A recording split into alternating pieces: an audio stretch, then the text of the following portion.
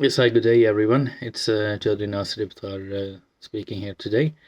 Um, I just oversaw um, a seminar on the Kashmir Day today here in Norway with the embassy and witnessed that the Kashmiri leader Yasin Malik's family has been suffering for the past 14 years. He's only met his wife for 60 days, and um, uh, his daughter has not seen him for 5, 6 years or 7, 8 years. And it is just very, very shocking thing to witness and observe. I went to my parents' place yesterday, and there was an TV interview from 2019 with Yasin Malik's family, and it was actually so touching, and my parents and we all just felt so emotional.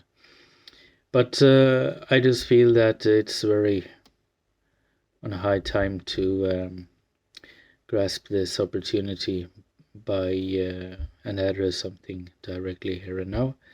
Kashmiris have not had their freedom for 75 years now. So we should utter a bit more for their right. And I have some points I would like to mention here and now.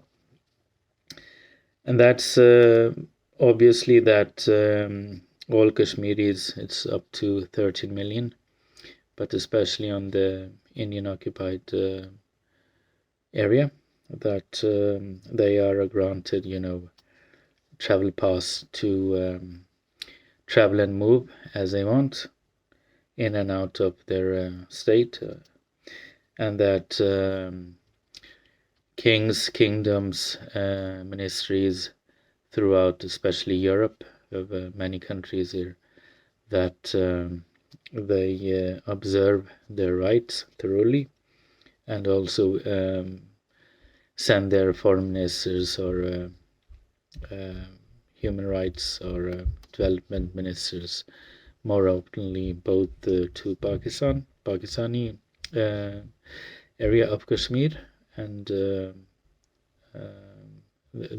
Indian Jammu and Kashmir. Yeah.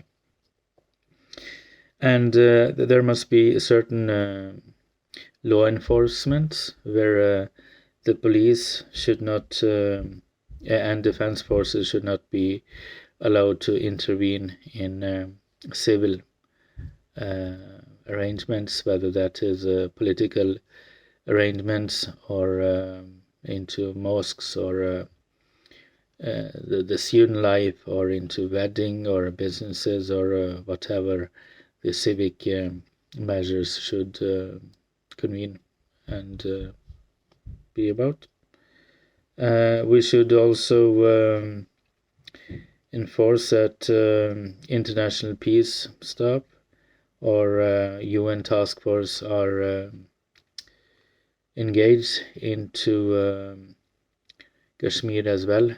UN task force has been deployed for the past 50 plus years, so why not Kashmir? And that a joint police force is sent into Kashmir to uphold the civic laws and rights of the individuals. Then another requirement is that the party and freedom movement leader Yasin Malik is released as soon as possible, and also legalize Kashmiri political movements by setting all the prisoners free as soon as possible by this year, 2023. That's in order.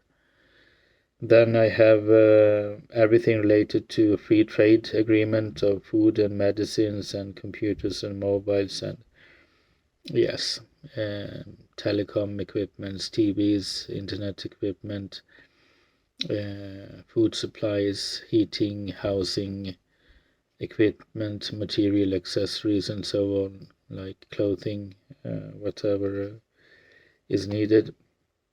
And the fourth element is that the International Justice Court, or ICJ, is involved as soon as possible and takes action by this year, within 3 to 6 months, and engage their agendas or manifestations for the 25 or 30 states. I'm talking about European Council and but also, yes, the European Court of Justices, but also the international with the UN. So we have 3 bodies there. Moreover, I think that what I was going to mention today, which I couldn't, is that European states should try to take in more refugees annually, every year, and that you should also have student quotas, where Kashmiri students can easily come to Europe for studies. And I will also ask for a ransom or money or capital aid per year of 100 million kroner, or that is 10 million euro per year to Kashmir. 10 million euros every year to in addition to whatever they are receiving.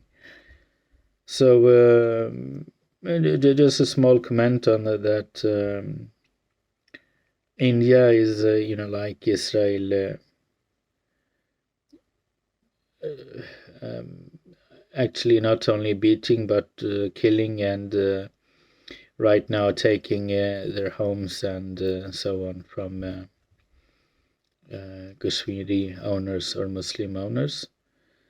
So India should also be tried with sanctioning. And the point with sanctions is that when they are financially or economically sanctioned, then they will start to think about other people's rights. And it's not that we are very harsh against India or Indians, because there are Indian Muslims, there are Indian Sikhs, there are South Indians, there are North Indians, there are East Indians towards Bengal and Nepal and towards Bihar, who are actually very, very against the Modi's BJP supremacy. And I know that Congress and many Indians are 100% agreeing with me. So I hope that Indians can also reach out and help the Kashmiri cause and the Kashmiris wherever that is possible. And Kashmir shall and should be also a topic on UN, EU, European Council meetings and agendas, preferably also on Bilderberg meetings and the World Economic Forum, because you can do so much with so little actually. And then like this, the Sani Khan Foundation, our foundation, on my great grandfather, and our company and so on, we have actually a CSR page, like, with the corporate social responsibility, which is mandatory.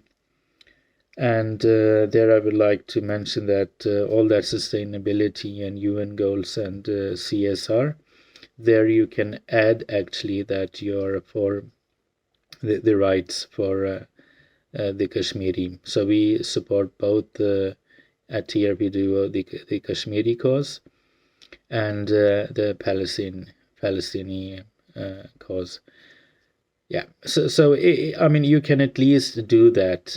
It's not that you have to go into war exactly with Indians or Israelis and so on. It's just that to take a stance there and send out a message to the world. So and also to maintain the international research analysis and intelligence on happenings, and outplace an international task force of Kashmir as soon as possible. Otherwise, we have like Pakistan has much control in the Azad Free Kashmir region, and China is also interested now to actually do what they can. But let's not start a very big war out of it. Let's try to take small interventions and solve the problems without an escalated war in the region. And I think that would be best for India as well. Otherwise, India must deploy hundreds and thousands of soldiers to this and that border, and I'm not sure if Indian military and defense are actually willing to hurt and go after their own population, more or less. So Kashmir, Zindabad, long live Kashmir, long live Palestine, and we wish them good luck for now, 2023.